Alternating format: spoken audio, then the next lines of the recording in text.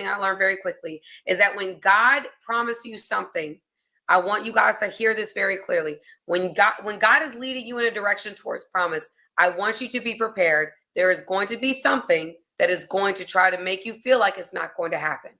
Family, there was things that I was believing God for, I promise you. And I was so devastated. The first day I'm going on this cruise, and I'm feeling like, God, where are you? What's happening? I have no idea where you are. And the enemy immediately started attacking my mind. And what I've learned about the enemy, and when I learned I hadn't even jumped on the cruise yet. The enemy had already decided to start attacking me. I was sick. Physically, I had a sinus infection. My body was aching. I was retaining water. I had a sty. A random bug bit me, big bug. I literally have a bruise on my leg from it. Like, I was being attacked physically. And then mentally, I was struggling because there was things that I was believing God for on this trip. And I thought God was going to show up one way. And I was so fixated on God showing up one way that it was hard for me to see the way he did end up showing up. He was faithful. He did exactly what he said he was going to do. But because it didn't happen the way I thought it would happen, it almost robbed me from the experience of having the trip. And so one of the first lessons I learned on the Disney cruise, first lesson, is that God, when he decides to move, when he decides to do what he wants to do, he does not have to go according to what you think it's supposed to look like. He don't have to play by your rules.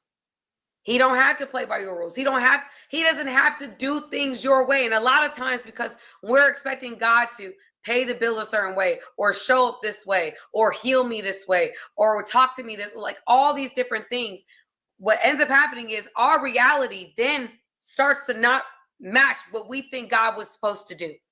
And we lose faith.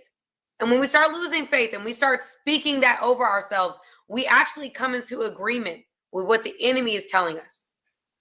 And when he has our agreement, that's when a lot of things you see start to downfall. You start noticing, like, once you come into agreement with that one thought, you start to spin. You start to spin. And all he needs, because the enemy works on legal ground, when you doubt, when you entertain that what if, when you entertain that moment where God, you feel like God is telling you to do something, and it doesn't look like it's going to happen, or it doesn't look like it's possible. And you entertain those what ifs. You entertain the thoughts of condemnation, shaming you. Oh, you were dumb. You didn't hear that. You come into agreement with that thought, and immediately the enemy starts sending you a bunch of different thoughts. You notice that when you start having that one what if, you now have a million other what ifs that came up out of nowhere. Why? Because you're giving him legal ground. When you said okay, he said, oh, okay, now I'm going to infiltrate your mind with a bunch of anxiety. Okay, so I want you guys to know that whenever God promises you, whenever God takes you somewhere, don't be so stuck on how you want him to show up. God shows up the way he wants to show up. And the way he wants to show up defies logic. It's not going to be logical. A lot of times, y'all, I'll talk to different people, and I say this all the time.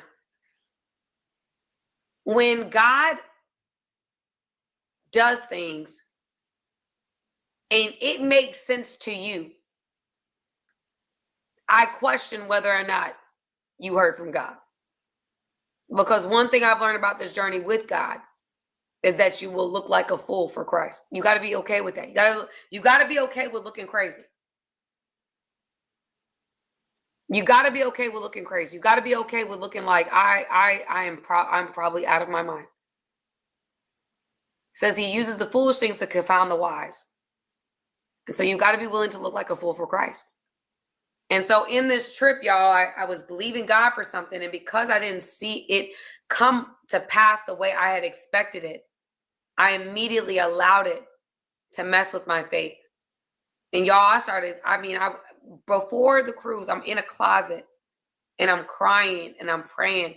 And I'm like, I'm not praying actually. I'm like, God, maybe I don't hear you. Maybe I'm not called. Maybe all these thoughts, all these different things. And I realized, like, I just went into this spiral of like not being good enough. And maybe I don't hear God. And maybe I'm not it. And at that very moment, it's so crazy. God was he's so divine. I have a coach. I told you guys before, Coach Nicole. And I reached Coach. That morning, I had asked Coach if she had an appointment at 11 a.m. I meant to do that the day before. Like the day before, like I like, what time was it? Like when I was driving the day before, God had told me to schedule an appointment with her. I forgot. So then he sent me a dream. I then reach out to her because she's a dream interpreter. I'm a dreamer. So I reached out to her about this dream. I said, can you come on at 11 a.m.? Well, y'all, at 11 a.m. is when I had the scheduled breakdown. So God already knew I was going to have a breakdown at 11 a.m. because I'm crying and she starts to call me and I look at the time and I'm like, even in the moment where I'm questioning whether or not I hear God, it was that moment where I'm like, wow, I really am hearing God. So I want you guys to know something. Don't be so married to how you feel like God is going to show up. I've heard this a lot of times. Hope is based on expectation. Faith is just knowing God's going to move. Hope is based on expectation. Like God is going to do it this way. God is going to make it happen that way. Faith is God is going to do it. I don't know how he's going to do it. I don't know when he's going to do it. I don't know. But I have faith that he's going to do it. Right? And like I said, hope is I expect God to do it this way. And that's where we all get tripped up because we want to still have control. That's us still desiring control. So that was the first hard lesson, y'all, because I'm telling you, that right there almost had me drive my behind right back to Georgia. I ain't gonna lie to y'all. I was gonna drive back to Georgia because I'm like, I don't want to do this, all this other stuff. Like, I'm telling you, I was in such a dark place. And the enemy had because I was so married to how I thought God was going to move, that I didn't allow myself to be open to all the different ways that God could move. Like, I could have 15 different ways that I thought God was going to move. And God decided to move the 16th way I hadn't even thought about. And that's what he did. All right. So I want you guys to know that was number one. God is bigger than any of your expectations. And one of the healthiest ways to be is to just say, you know what? I surrender. It is what it is. However you decide to show up. However. Try not to make it expectation, not to put a weight on God. And y'all, the funny thing was, my coach had told me, well, what if he does it what if that happens after your trip? What if what you're expecting him to do now happens after your trip? Y'all, can I tell you that I got back to Georgia. A couple days later, it happened after my trip. She was absolutely right. And that made me realize it was God. Like again, it's all these tests. You're being tested in this journey as you're getting to a place. God, and I feel like I'm the girl being tested. Your girl being tested. I'm being tested, y'all. It's tough. I'm tested. But you just got to show up for the fight. Hey guys, thank you for watching this video. I appreciate you guys. Go ahead, hit the subscribe button, y'all. Let's not just be every once in a while. Let's become Framily, okay? Friends that are family, okay? Join my Framily today.